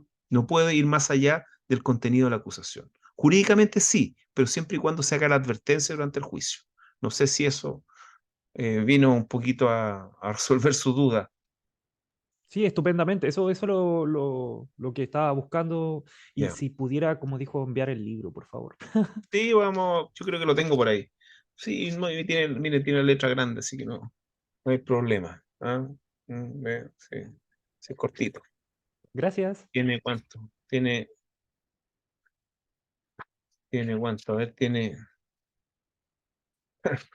la paradoja de la esquizofrenia. Entre el dinero civil y la libertad penal. Miren qué interesante cómo termina, sección cuarta. Miren,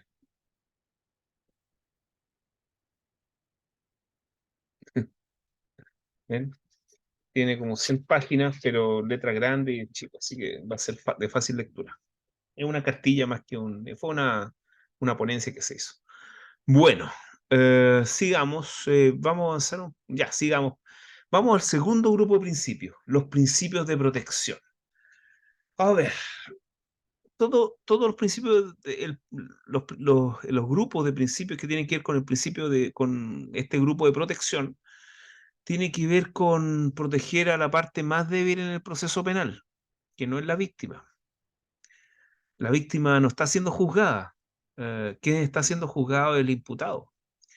Y el imputado necesita, más que principio de protección, necesita ciertas garantías de juzgamiento. Y a esto se le llama principio de protección. ¿Por qué garantías de juzgamiento? Porque quien lo está imputando y quien lo está investigando y quien hace avanzar el carro de la acusación no es nada menos ni nada más que el Estado, a través del Ministerio Público, es decir, un órgano que tiene un poder pero inmenso. Uno podría hablar del cuarto poder. Tiene más poder que la prensa, el cuarto poder, el Ministerio Público. Imagínense un ente que puede saber todos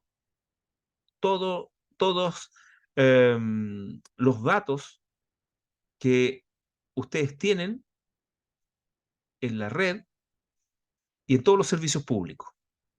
Y más aún, puede dirigir a las policías a las policías profesionales de investigación, como es investigaciones, y como es también ciertas secciones de carabineros, para que los investiguen a ustedes. ¿Qué les parece? Y más aún, puede realizar actividades de investigación, pidiendo autorización, eso sí, que tienen que ver con la intrusión en la esfera más íntima de ustedes, como pueden ser sus comunicaciones, como puede ser su hogar. Imagínense, tremendo poder. Frente a ese poder, es necesario que el imputado tenga una defensa poderosa, no solamente en cuanto al profesional que lo va a defender, sino en cuanto a los derechos que va a tener. También el secreto bancario, como dicen por ahí, también. Entonces, frente a eso discurren estos principios de protección. Empecemos con el primer principio que está en el artículo 9 del Código Procesal Penal, que es la llamada autorización judicial previa. ¿Qué significa esto? Que cada vez que el Ministerio Público con alguna actividad de investigación vaya a perturbar, amenazar o privar de una garantía constitucional de ustedes, eso debe ser autorizado por un juez de garantía. Autorización judicial previa. Ustedes van a decir, pero el Ministerio Público lo va a hacer sin autorización y después lo va a incorporar a la carpeta o indirectamente lo va a incorporar a la carpeta. Bueno, la sanción frente a eso, hay sanciones penales, hay sanciones también, incluso hasta civiles podrían haber, podría haber también derecho a indemnización y hay también sanciones procesales, que es lo que se denomina la prueba ilícita. Todo lo obtenido directa o indirectamente, fruto de actividades nulas o prueba que fue recogida en contra de garantías constitucionales, es nulo y no puede ser incorporado al proceso ni directamente ni indirectamente. Eso se denomina, lo indirecto, se denomina la teoría o la doctrina de los frutos del árbol envenenado. No sé si han escuchado eso, los frutos del árbol envenenado. ¿Ah? ¿Mm? Al respecto, hay un artículo eh, que que me publicaron el año pasado en la revista estudiantil de Derecho Procesal de la Universidad Diego Portales, que está a disposición en mi página web y de todas formas lo voy a subir para que ustedes lo revisen cuando tengamos que ver esta institución de la prueba ilícita. Ya, entonces eso es el primer principio, la autorización judicial previa. Segundo principio, un principio esencial, que está en el artículo 10 del Código Procesal Penal, que es la cautela de garantías. Esto significa, esto tiene que ver con el derecho a la defensa y tiene que ver también con el ejercicio de este derecho a la defensa.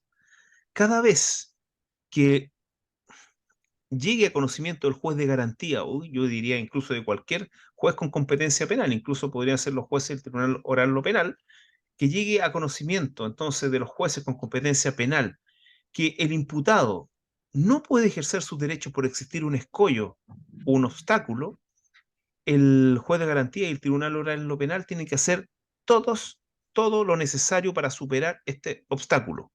Y en caso de que este obstáculo no pueda ser superado, no se va a poder avanzar. Y se va a poder pedir un sobreseimiento, por ejemplo, temporal, mientras no se supere el obstáculo. Y muchas veces el obstáculo nunca se va a superar, que son los casos en que, por ejemplo, el imputado, después de cometer el delito, incurre en demencia, cae en demencia. En ese caso uno puede pedir un sobreseimiento temporal, que se paralice el juicio, hasta que el imputado tenga, recupere la razón. Y si no la recupera, bueno, tendrá que aplicarse alguna otra medida. Pero no, ya no, el proceso penal no es una alternativa para una persona que incurre en demencia después de cometer el delito y antes de ser condenado. Bueno, es el artículo 10 del Código Procesal Penal. Aquí pongo incluso ejemplos de cuándo uno puede pedir una cautela de garantía, porque la cautela de garantía la puede pedir uno en cualquier momento. Eh, una cautela de garantía típica son los casos en que el Ministerio Público, bueno, antes, por ejemplo, cuando no existía esta página tan moderna del Ministerio Público, donde uno tiene acceso a las carpetas del Ministerio Público, las investigaciones, no le querían entregar la carpeta de investigación y uno tenía la audiencia de formalización. Porque el Ministerio Público era de la tesis de que mientras no estuviera judicializada la investigación, la carpeta era secreta. Tenían una tesis como del sistema antiguo, como que la investigación que no era judicializada, que no era formalizada, no era un sumario criminal. Eso pensaban. Entonces uno lo podía plantear en la audiencia y la audiencia de formalización no se realizaba, se suspendía o se suspendía un tiempo mientras uno pudiera examinar esa carpeta. Bueno, y ahí hay más ejemplos que ustedes pueden revisar. ¿Ah? Por ejemplo, también podría haber una cautela de garantía, que esto es bastante dramático, cuando, y esto pasó al principio de la reforma, cuando ciertos defensores privados, penales privados, no tenían conocimiento de la ley procesal penal. Entonces el juez de garantía se daba cuenta de que el abogado no estaba en condiciones de defender al imputado y declaraba abandonada la defensa y designaban y suspendían la audiencia, designaban un defensor penal público y porque se da cuenta que no tenía los conocimientos el abogado que estaba en esa audiencia, el abogado defensor. Situación que ahora ya todos los abogados defensores privados se han capacitado en esto, así que no he visto una situación así últimamente. Bueno, y ahora vamos a ver el principio de presunción de inocencia, el artículo 4 del Código Procesal Penal. ¿Ah? Pero ya llevamos harto tiempo, así que vamos a hacer un alto, porque esto quiero que lo veamos sin, em, lo veamos no vinculado a las otras cosas y que lo veamos como un tema aparte, porque es muy importante y aparte tiene que ver con una de las preguntas que me hicieron. ¿Ya? Entonces volvemos en 15 minutos, ¿les parece? Ok, gracias. Ya, Sí, 15 profesor, minutos. gracias. Bueno, como les decía, vamos a ver ahora este principio de inocencia, presunción de inocencia o estado de inocencia, como se ha denominado, que es uno de los puntales, a mi modo de ver, de un sistema procesal penal civilizado y moderno. Bueno, lo primero es qué significa la presunción de inocencia. Bueno, ustedes la pueden leer en el artículo 4 del Código Procesal Penal y no es más que un principio de sentido común, que todas las consecuencias punitivas provenientes del delito y del juzgamiento penal sean ejercidas o las sufra el imputado una vez que sea condenado por sentencia firme. Así de sencillo. Y mientras no sea condenado por sentencia firme, ejecutoriada, es firme penal, no se le pueden aplicar ninguna pena, no se le puede anticipar pena al imputado. Y en ese aspecto hay varias normas en el Código Procesal Penal que impiden, por ejemplo, que una prisión preventiva se transforme en anticipación de pena. Y también hay varias normas tendientes a agilizar el juzgamiento penal. Y hay varias también hay varias formas como fue establecido el Código Procesal Penal para evitar la dilación de los juicios. Bueno, hay varias cosas.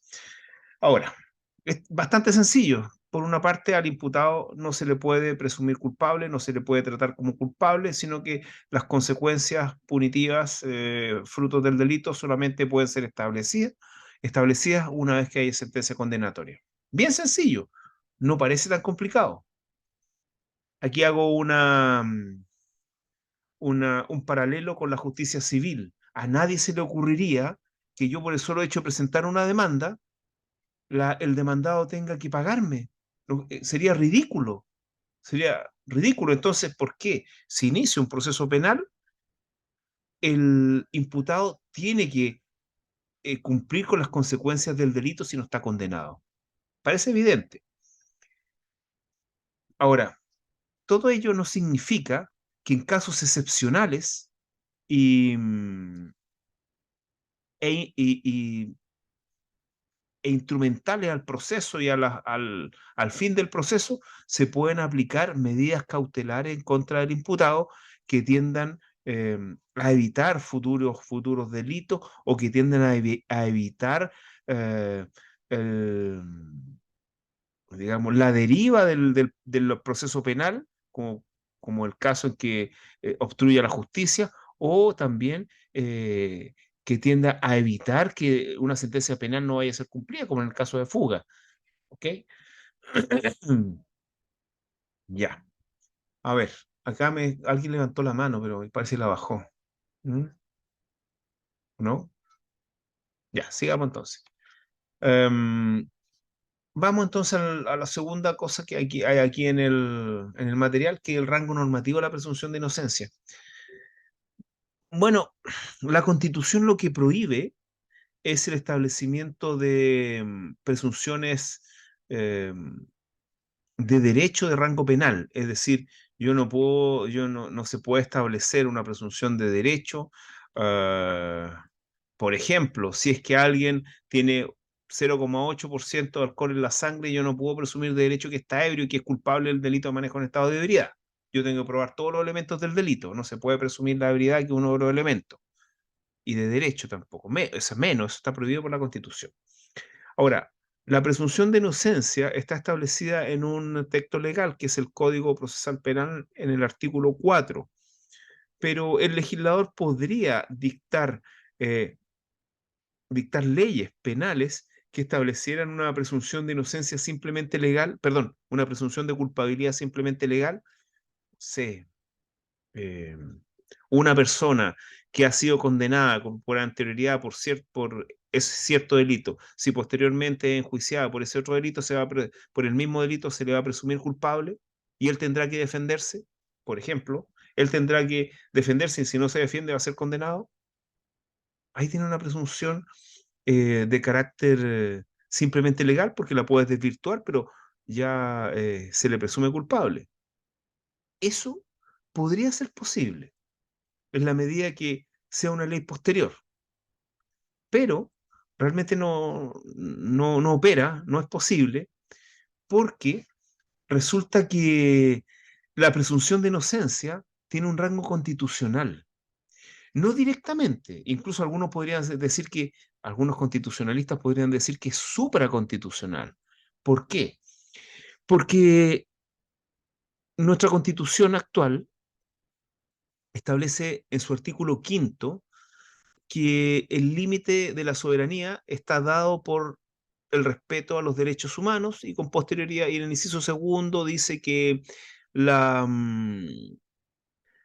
todos los tratados internacionales ratificados por Chile que versen sobre estos derechos humanos tienen rango constitucional, se encuentran incorporados a la Constitución como garantía, en este caso.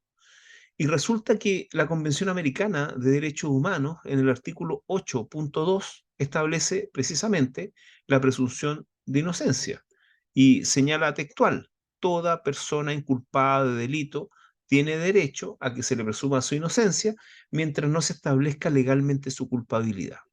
¿Qué significa eso? Significa que el artículo 4, que tiene una norma similar, que es lo mismo realmente, tiene rango constitucional, es decir, la presunción de inocencia tiene rango constitucional. Por lo tanto, al legislador le estaría vedado el dictar leyes con presunciones de culpabilidad o incluso de responsabilidad penal, aunque sean simplemente legales, con presunciones simplemente legales. Ya, por lo tanto, en Chile no se presume la culpabilidad. No es posible presumir la culpabilidad, porque tenemos una norma constitucional que lo prohíbe. ¿Mm? Ya, yo creo que con eso respondo a la pregunta que me hicieron al principio sobre las presunciones de culpabilidad. El sistema acusatorio y la congruencia también la contesté. Ya. ¿Sí? ¿Alguna duda hasta el momento respecto del principio de inocencia? Profesor, hola, buenas tardes, Sí, buenas tardes.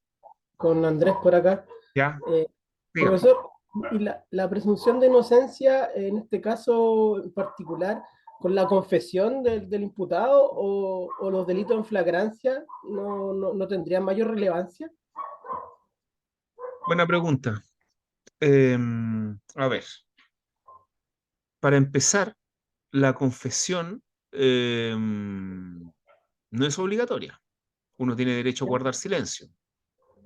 Claro, Si uno renuncia al derecho a guardar silencio, todo lo que diga puede ser usado en su contra. Eso dice la ley.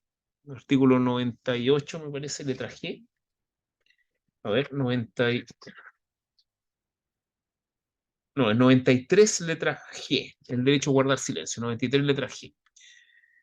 El, eh, el inculparse, uno, es decir, no guardar silencio y renunciar al derecho a guardar silencio y renunciar al derecho a confesar con un abogado, es un derecho que uno puede ejercer si es que se entiende que es libre. Y por lo tanto, y en ese caso no se le va a presumir culpable, sino que esa confesión va a ser un elemento probatorio más en su contra, nada más que eso, pero no se le va a presumir culpable. De hecho, existen limitaciones al respecto que vienen del tiempo de la Revolución Francesa, y que están en el Código Procesal Penal, en el artículo 340, en donde la confesión solamente sirve para probar la participación en el delito, la participación como elemento probatorio de la participación, pero no sirve para acreditar el cuerpo del delito, no sirve para acreditar el hecho que reviste carácter de delito. Es decir, usted porque vaya a confesar, no sé, porque tiene el cuerpo de Jofa en su casa enterrado, no lo van a condenar. Primero tienen que encontrar el cuerpo. Ok, gracias, Ya. profesor. Señorita Bárbara. Sí, que hablando de lo mismo, me acuerdo que en penal vimos un caso en los actos preparatorios cuando sorprenden, por ejemplo, en la mochila de una persona bombas Molotov, no sé, cosas así. Ya, ya. En ese caso sí existe la presunción de inocencia, en ese caso estaría viciado, no existiría. Lo que pasa es que si encuentro una bomba Molotov en una mochila o en donde sea, eso no es eso es un delito, po, es un hecho, está probado el hecho. Se prueba no con la confesión, sino con la revisión que se hace de la mochila a la persona. ¿Mm? Diferente sería a si yo voy, no sé, pues voy a una comisaría y digo, mire, tengo bombas Molotov aquí en la mochila. Por mucho que yo tenga bombas, o sea, si yo digo eso, me abren la mochila y no tengo nada, no se acredita el hecho que reviste carácter de delito. ¿Sí? Ahora, otra cosa es la facultad que tengan de revisar vestimentas y equipaje, que ya lo vamos a revisar. Don Yarok. En el mismo sentido que hablaba la compañera, igual es súper injustificado el tema de la bomba Molotov, o sea, pero yo en el artículo Injustificado, 400, injustificado en qué aspecto, en el aspecto de que, y en la comparativa que le voy a hacer ahora, en ¿ya? relación con el artículo 444, y se lo leo, se presume autor Cuatro, de tentativa de ¿ya? robo al que se introdujere en forado, fractura, escalamiento, uso de llave falsa o Sí, de llave verdadera ¿ya? sustraído de ganzúa en ¿Ya? algún aposento, casa, en definitiva. ¿Mm? Pero hay un tema en relación con la tenencia ¿Ya? de ganzúas ¿Ya? y de otros ¿Ya? utensilios que son Sí, ocupados para el robo. sí, Y para eso, el entre delito. comillas, puede ser justificado en relación con, por ejemplo, un cerrajero. A Ah, eso quiero llegar, porque en el bueno, caso de las bombas Molotov no hay justificación, no, pues no hay ¿entienden? ninguna justificación. Claro, pero eso Entonces usted hay tiene que una especie probarlo. de... Sí, pero Claro, a lo sí. que quiero llegar que hay una ¿Mm? especie como de presunción de autoría respecto a ello. Lo que pasa es que hay un delito especial vinculado a tener instrumentos propios para cometer delitos. ¿Mm? Es un delito especial. No es tentativa, es delito especial. Eso se creó porque la gente se defendía así, diciendo, no sé, pues, voy, no sé, no sé, voy a reparar algo, recién compré algo, no sé. Pero tener instrumentos propios para cometer delitos y estando en deshora, en lugares, etcétera, eso es un delito especial. Mm. La entiendo, pero es que, Mm. discúlpeme, pero me cuesta hacer esa diferencia en cuanto a que sea un delito y la otra que de alguna forma se presuma de que es el autor del delito. Ah, Me, no, pero me- es que, bueno, eso es materia probatoria. Al final todo esto es materia probatoria. Mm. Todo es materia probatoria. La prueba es tan importante. Bueno, quizás está mal configurado el tipo penal, pero ya eso es materia ya de la interpretación de la ley penal. ¿No? Pero procesalmente hablando, es todo materia de prueba. Doña Florinda, Sí, profesor, Castillo, buenas noches. Sí, buenas una noches. consulta que tengo hace rato. A Con ver, respecto al caso, por ejemplo, del joven que se supone, porque nunca se encontró el cuerpo en Francia, del Ah, chileno que lo pidieron la extradición de él. mm. Pero bajo nuestra legislación, si usted mismo dijo, si no se encuentra el cuerpo, no es culpable. No, ¿Por nunca qué he lo dicho eso. No, dejaron? no, no, nunca he dicho No, eso. Dije que si ya. se comprueba el hecho que reviste caracteres de delito por otros medios que no sea la confesión, no se puede Ahí está la establecer el hecho por respuesta. la confesión. Ahí está la respuesta. 340, me parece, inciso segundo o tercero. A ver, Mm, ¿qué artículo es? No, no, pues sí. porque, claro, a él lo extraditaron, pidieron la extradición y, Inciso bueno, tercero, mm, 340, inciso tercero, el Código Procesal Penal. perfecto. Ya. Y con respecto hay otro caso que también tengo dudas, me acuerdo haber ido a un seminario de Derecho Internacional ahí a la Universidad Diego Portales, con ¿Mm? respecto al caso Catrimán cuando apelaron ante la Corte Internacional. El caso Catrimán acá, hasta la Corte Suprema también lo sentenció como culpable de delito y la Corte Internacional lo dejó como inocente y pidió que lo liberaran, como que no se había hecho un debido proceso y ¿Ya? pidió que anularan la sentencia acá en ¿Ya? Chile, lo que no existe. No. Y bajo los tratados pidió que se integrara o se agregara o se hiciera una nueva ley donde sí se acepte esa nulidad.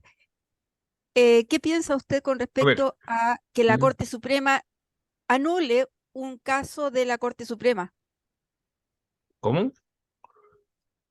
que Que pidió una... anular la sentencia? En el caso Catrimán pidió anular la sentencia ¿Cuál es el caso de Catrimán? el caso de la Corte de incendios ¿Ya? y de incluso condenó a casi toda la familia por los casos de incendios y de asaltos a algunos predios. Ah, ok, ya, ya. Eso fue Bueno, hace mucho tiempo, año 2009, si no me equivoco. bueno, el derecho penal es complejo. El derecho penal es bien complejo. Em, y tiene que ser así porque realmente em, son bien graves las consecuencias de aplicar una sentencia penal. Entonces tiene que ser con ese grado de complejidad. Bueno, y una de las complejidades más grandes de aplicar el derecho penal tiene que ver con el principio de tipicidad. Si no existe un delito, bueno, principio básico, no hay delito sin ley que establezca el tipo. Ustedes saben que, bueno, ahora ya estamos cumpliendo 50 años del año 73. Entonces, al principio de los 90, había un problema de juzgamiento respecto de los detenidos desaparecidos, porque no había no existía el delito en Chile del, de, eh, denominado desaparición forzada de personas. No existía, no existía. Quizás por eso también se obró así. Entonces lo que se instaló fue el secuestro permanente. ¿Ah? Y por esas vías se obtuvieron condenas. Se trató de forzar la legislación penal. Y, y en el caso de este muchacho que en Francia, tengo entendido que el delito de desaparición de personas sí existe. Entonces podría ser condenado por ese delito si es que no se comprueba el homicidio, porque si realmente sin cuerpo es muy difícil comprobar si hay un homicidio, tiene que aparecer el cuerpo, pero si no aparece, podrá ser condenado por el delito de desaparición forzada de personas. Ahora, respecto al caso Catrimán, que seguramente está vinculado a las quemas en el sur, a los incendios terroristas en el sur, em, el problema, aquí hay varios problemas, hay problemas políticos, político-penales, internacionales, muchas cosas, porque realmente los tratados que se han firmado respecto de las cortes internacionales es que las cortes internacionales no pueden anular procesos chilenos, no los pueden. Eso sí, pueden obligar al Estado chileno a reformar sus leyes. No sé si obligar, yo no creo que la palabra sea obligar, pero sí a aconsejar a Ok. reformar sus leyes, a adaptarlas y también a reparar. esas dos cosas. Pero en Chile podemos decir que en el derecho penal las sentencias penales producen cosas juzgadas, podemos decir cosas juzgadas formal, porque pueden ser en cualquier momento dejadas sin efecto por un recurso de revisión, donde se establezca que no hubo delito o se establezca la inocencia del imputado, etcétera. Entonces, siempre está abierta la vía del recurso de revisión, de la acción, mejor dicho, de revisión, la acción de revisión. ¿Ah? Ahora hay otra cosa también importante vinculada a... Es una cosa que estuvo, no sé si estuvo de moda en un tiempo, no sé si de moda, y yo creo que aquí en Chile de nuevo se va a hablar de esto, porque hay o sea, el derecho penal tiene que reprimir la actividad que hace imposible la convivencia civilizada de las personas. Y dentro de esa convivencia civilizada o lo que impide la convivencia civilizada, están los delitos comunes, podemos decir. Pero también están los delitos terroristas y el terrorismo. Y también están las organizaciones criminales. Y frente a eso, se ha planteado una doctrina que se denomina el derecho penal del enemigo, en donde el Estado, respecto de ciertos ilícitos, está en condiciones de perseguirlos no tanto o sea, no como persigue a las personas normales o los que cometen delitos comunes, sino que perseguirlos con otras herramientas y limitando las garantías de los, o está mejor, más que sí, limitando las garantías de procesamiento, haciéndolas más amplias por razones obvias, porque en definitiva estas organizaciones criminales atentan contra el Estado, la convivencia pacífica de las personas. Entonces son gérmenes desintegradores del orden público y de la convivencia pacífica, de, y también bueno, de la vida en sociedad, pues. Entonces tienen hay ciertos mecanismos que son más duros, ¿no? Y hay legislaciones especiales. Eso se puede decir respecto, por ejemplo, la presunción de inocencia. Bueno, la presunción de inocencia no se toca en este aspecto, ¿no? Respecto de esos grupos, ¿no? Siguen teniendo presunción de inocencia. Eso. ¿Alguna otra duda?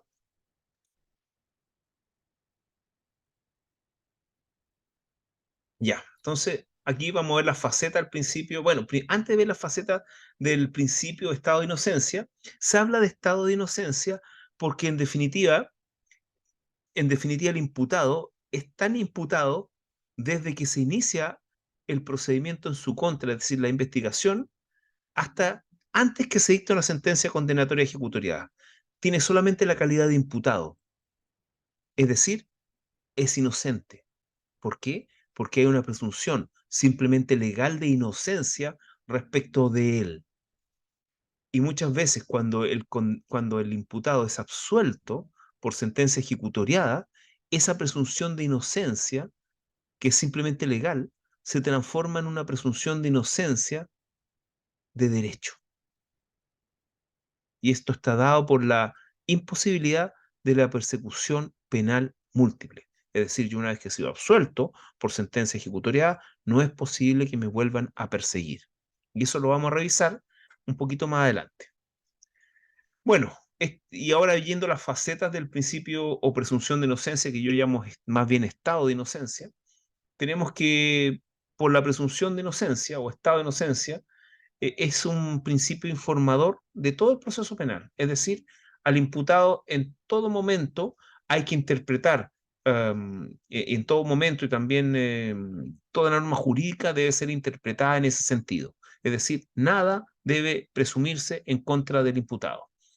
También es una regla de trato procesal, y en ese sentido, los imputados que están privados de libertad en un recinto penitenciario tienen que estar separados de los condenados, porque son inocentes. Y por eso, seguramente en Santiago 1, que es un recinto penitenciario para imputados, todos son inocentes. Y es cierto, todos son inocentes, porque no están condenados de manera ejecutoriada. Así que son realmente inocentes.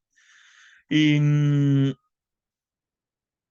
bueno, también la presunción de inocencia es una regla probatoria, y una regla probatoria similar al 1698 del Código Civil, que es la regla que establece la carga de la prueba de nuestro sistema civil, que dice que incumbe probar las obligaciones o su extinción a quien alega aquellas o estas. Significa que el demandante tiene la carga de la prueba si dice que que existe una obligación, y el demandado, en el caso que le pruebe la obligación, tiene que probar que se extinguió esa obligación.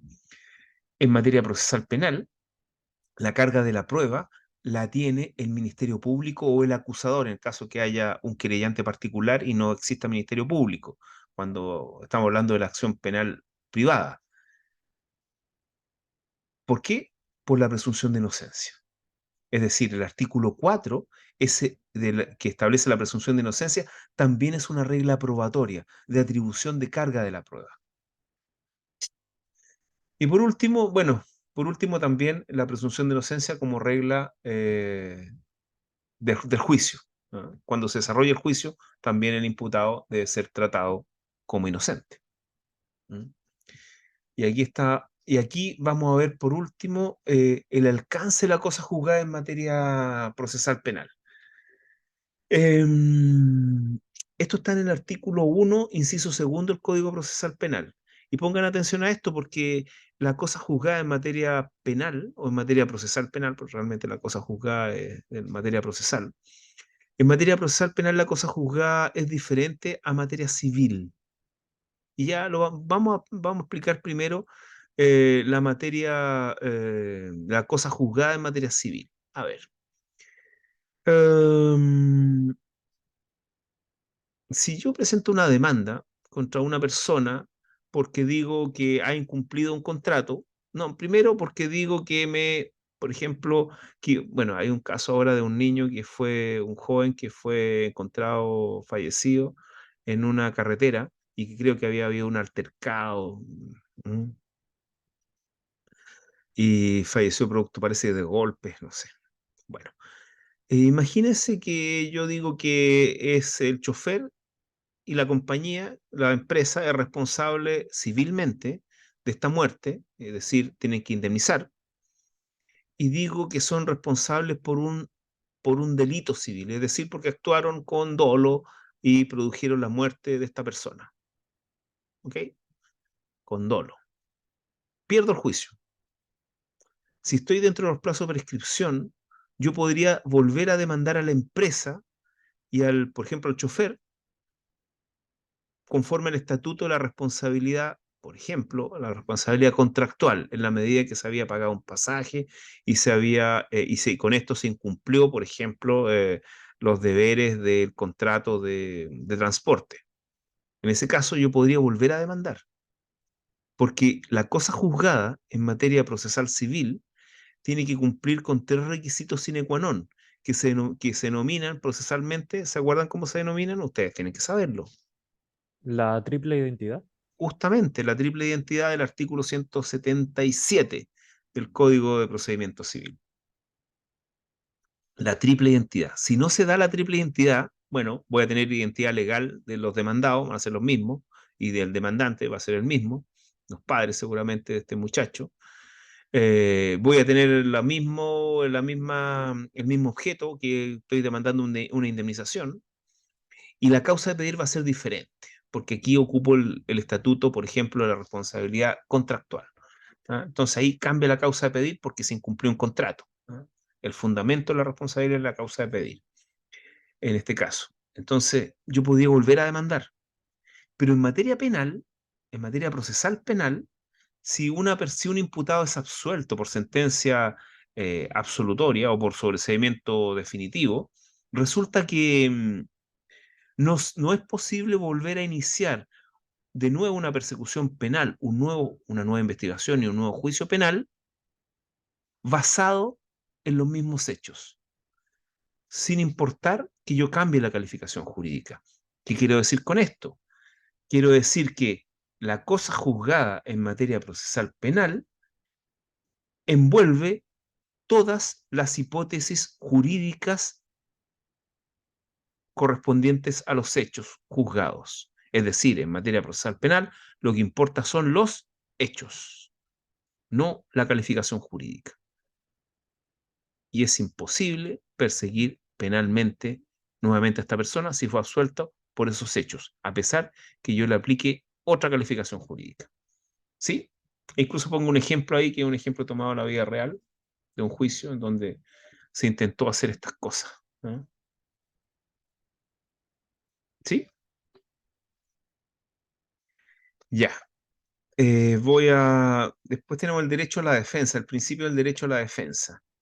Ya. Antes de continuar con el derecho a la defensa, como estos principios protectores del imputado, vamos a hablar del sistema adversarial. ¿Ah? Ya.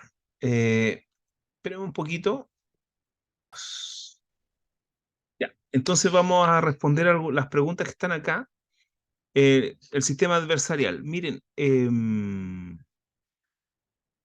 hay algo sobre el sistema adversarial en el documento que les mandé al Classroom del rol del querellante en el proceso penal. ¿En qué sentido? En el sentido que en el proceso adversarial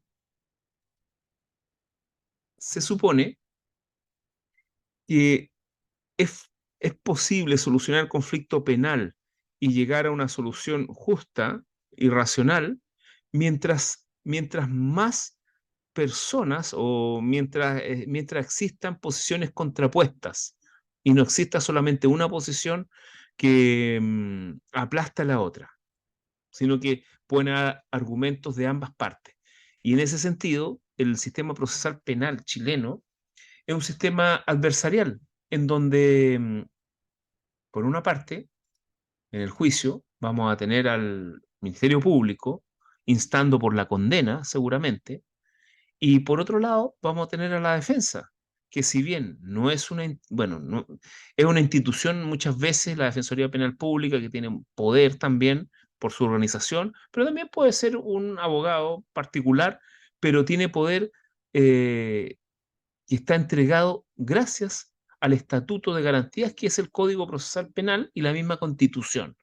Entonces, en la medida de que una parte, que el Estado acusador no pase por encima del imputado, porque tiene una defensa letrada y se supone que, y también con todos los derechos que establece la Constitución y el Código Procesal Penal y otras leyes, se puede lograr una solución más justa y adecuada. ¿Ven? Es el sistema adversarial.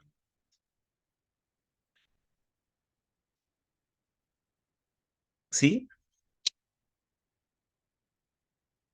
Mire, la verdad es que o sea, no le llegué a entender del todo. O sea, lo vi como una especie de bilateralidad de la audiencia, algo así. Sí, sí, una manifestación puede ser la bilateralidad de la audiencia, pero para que haya bilateralidad tiene que existir la posibilidad de que me escuchen.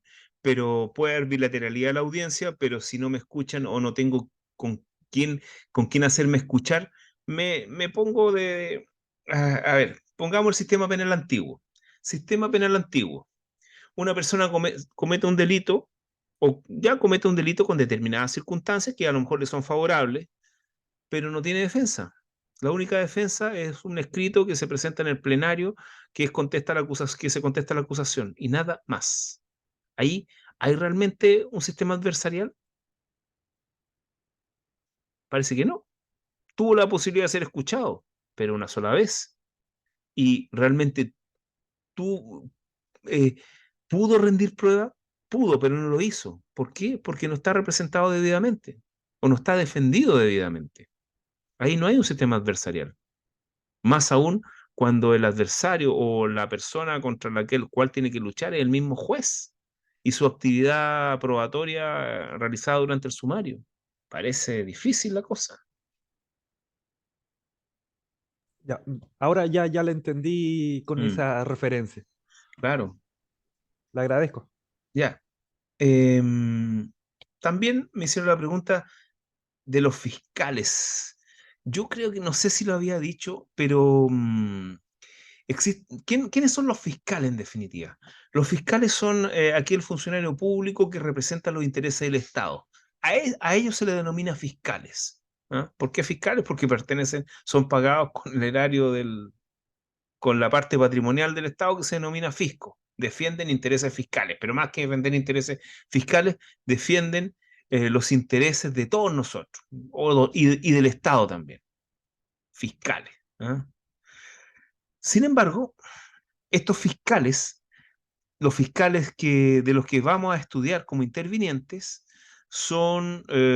pertenecen al Ministerio Público, es decir, pertenecen a esta institución creada a propósito de la reforma procesal penal para impulsar la pretensión punitiva al Estado, para, para investigar y para acusar, para llevar a los imputados a juicio.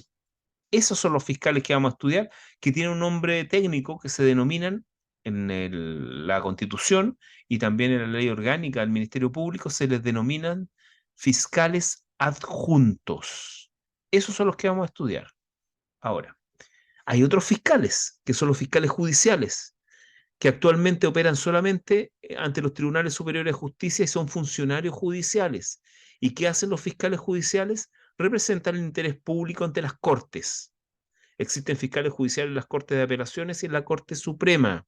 Y lo que hacen, como les digo, representan el interés público ante las cortes. Por ejemplo, estos fiscales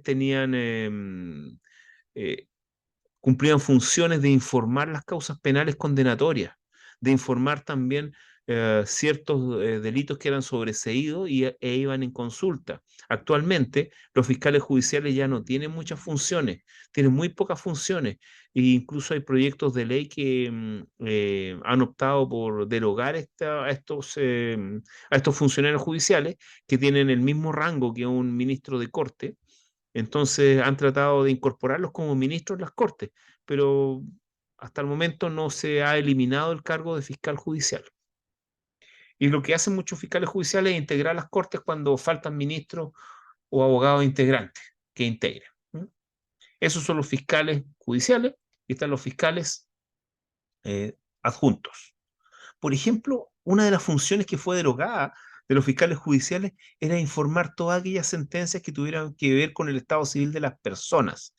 Hasta hace un tiempo, creo que hace como 10 años, se derogó esto de que todas las sentencias de divorcio tuvieran que pasar por la vista del fiscal. Vista significa un informe que hacía el fiscal favorable o desfavorable a la sentencia que disolvía el vínculo matrimonial, cosa que era realmente absurda porque ya existía una ley de divorcio, o sea, una ley de matrimonio civil que establecía el divorcio y establecía un juez con competencia especial sobre eso y no era necesario que un otro funcionario público, judicial, revisara la labor hecha por un juez de la República.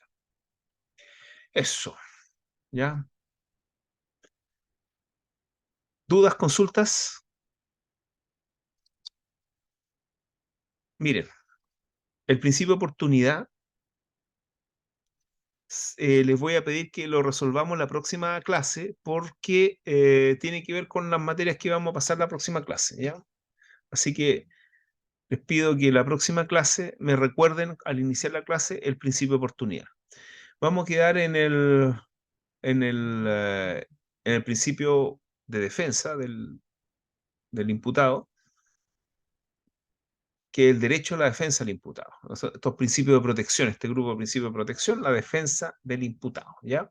Entonces les pido que, esto está en la página 19, les pido que lean para la próxima clase el rol del querellante en el proceso penal y también lean desde la página 19 a la 29, porque vamos a avanzar la próxima clase en, bueno, las disposiciones comunes y también vamos a llegar, yo creo que vamos a ver los intervinientes, ¿no?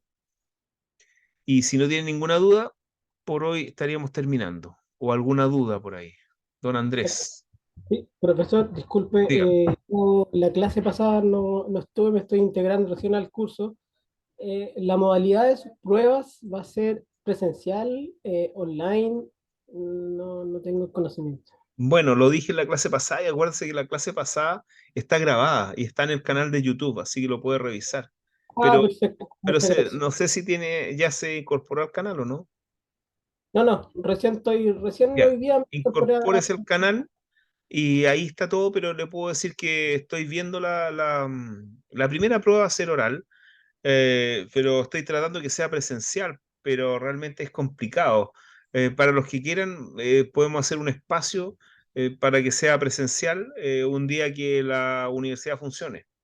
Porque estas clases son los días viernes y me dijeron también que ustedes tendrían un día libre, siempre se les da un día libre, pero no, parece que este curso tiene problemas con eso.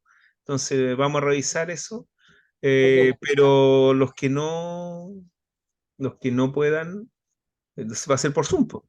Y los que puedan presencial, pero quizás no el viernes, o quizás el viernes más temprano, el viernes a las 5, no sé. ¿Mm? Ok. Muchas gracias, profesor. U otro día, ¿ya? Ya, entonces me despido y nos estaríamos viendo la próxima clase. Les voy a mandar el texto la paradoja procesal del siglo XXI. La paradoja procesal del siglo XXI. Este es un texto bien sencillo de leer e interesante. ¿Mm? Quizás no se lo mando entero, quizás le mando una parte nomás. ¿Mm? Pero es que lo tengo escaneado, pero tengo que buscarlo. Ya. Bueno, nos estamos viendo. Que estén muy bien. Chao. Chao, Gracias, profesor. profesor. Buenas Gracias. noches. Gracias. Profesor, Buenas noches. chaito, Estén bien. chicos. Gracias, Buenas profesor. noches. Chao. Nos vemos. Bye. Atentos.